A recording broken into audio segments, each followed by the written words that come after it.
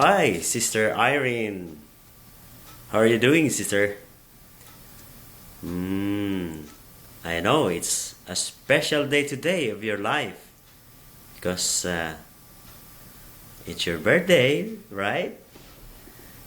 And from the bottom of my heart, I would like to greet you a happy birthday, sister. And I hope all your dreams, birthday dreams, come through. And may the guidance of our loving Father be with you always.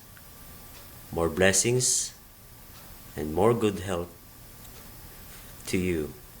More power po and happy birthday and happy returns of the day.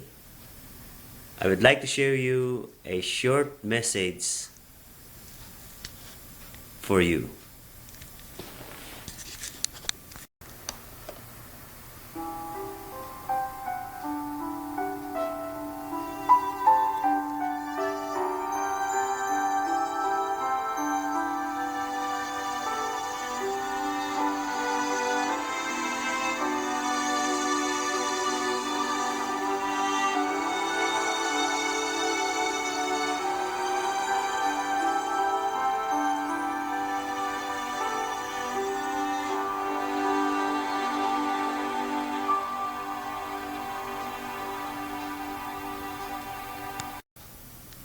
I hope you like it po, and kindly send my warmest regard to our beloved Boss Ed and